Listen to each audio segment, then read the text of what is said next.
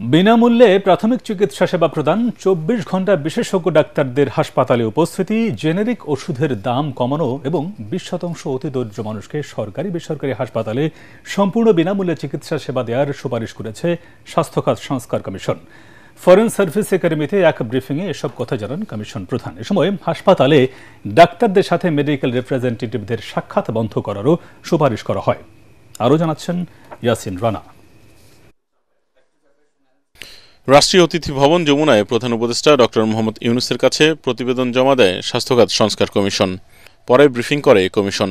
এ সময় বিনামূল্যে প্রাথমিক চিকিৎসা সেবা প্রদান, ২৪ ঘণ্টা বিশেষজ্ঞ ডাক্তারদের সেবাদান, রিপ্রেজেন্টেটিভদের মেডিকেলে প্রবেশ ও ডাক্তারদের উপহার প্রদান নিষিদ্ধ করা, বেসরকারি হাসপাতালে সেবা ও টেস্টের মূল্য নির্ধারণ করে দেওয়ার সুপারিশের কথা জানানো হয়। ওষুধের মূল নমুনা এবং উপহার প্রদান করে কোনো ধরনের প্রভাব বিস্তারের চেষ্টা সম্পূর্ণরূপে নিষিদ্ধ থাকবে। এছাড়া অতি দরিদ্র ২০% রোগীকে বিনামূল্যে চিকিৎসা প্রদান, রোগীদের অভিযোগ নিষ্পত্তি করতে ডিজিটাল প্ল্যাটফর্ম চালু করা এবং ৯০ দিনের মধ্যে তা নিষ্পত্তি করা, সহিংসতা রোধে মেডিকেল পুলিশ গঠনেরও সুপারিশ করা হয়। সংবিধান সংশোধন, এটার জন্য আমরা মনে করি যে এটা করে বিনামূল্যে এটা সরবরাহ করা দরকার সাধারণ মানুষের জন্য। স্বাস্থ্য খাতের আমূল পরিবর্তন করতে স্বাস্থ্য কমিশন আইন, হেলথ সার্ভিস আইন, প্রাথমিক স্বাস্থ্যসেবা আইন সহ ৭টি আইন করারও প্রস্তাব করা হয়েছে।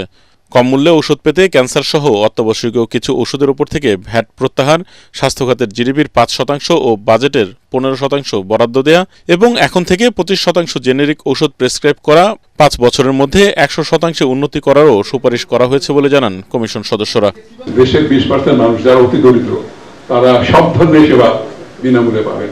প্রত্যেকের এনআইডি থাকতে হবে, তাহলে ওই এনআইডি দিয়ে আমরা রোগীকে ট্র্যাক করতে পারবো, তাকে কি ওষুধ দেওয়া হচ্ছে, কোনো বেশি ওষুধ দেওয়া হচ্ছে কিনা, তাকে অতিরিক্ত সেবা দরকার নেই তারপর দেওয়া হচ্ছে কিনা। বিসিএস স্বাস্থ্য ক্যাডারকে একটি স্বতন্ত্র ও স্বায়ত্তশাসিত ক্যাডারে রূপান্তরের সুপারিশ করা হয়েছে। স্বাস্থ্য খাতে রাজনৈতিক কর্মকাণ্ড নিয়ন্ত্রণে আইনের প্রয়োজনীয়তার কথা জানান কমিশন সদস্যরা। একজন মন্ত্রী সরকারি খরচের চিকিৎসা দেশেই পাইতে পারে, দেশের বাইরে এন্টাইটেল না। এখন আইনের প্রয়োগ ঠিক মতো হলেই হলো। যে দেশের প্রেসিডেন্ট চেক আপ করতে শুধু বাইরে যায় না, ওইটা আবার পাবলিক অ্যানাউন্সমেন্ট করে যায়। শুধু এই ব্যাপারে আপনারা কথাটা তুলবেন। সংস্কার কমিশনের সুপারিশে মানহীন মেডিকেল কলেজ বন্ধ, জেলা পর্যায়ে বিশেষায়িত স্বাস্থ্যসেবা চালু করা, হটলাইন হেলথ কার্ড তৈরি করার প্রস্তাব করা হয়েছে। দেশের ৮,০০০ মানুষের মধ্যে জরিপ পরিচালনা করে এবং বিভিন্ন রাজনৈতিক দলের সাথেও মতবিনিময় করে স্বাস্থ্য খাতের সমস্যা ও সমাধানে এসব সুপারিশ করা হয়েছে বলে জানান কমিশনের সদস্যরা। স্বাস্থ্য খাত সংস্কার কমিশনের প্রস্তাবনাগুলো দ্রুত বাস্তবায়নের নির্দেশ দিয়েছেন প্রধান উপদেষ্টা ডক্টর মোহাম্মদ ইউনূস।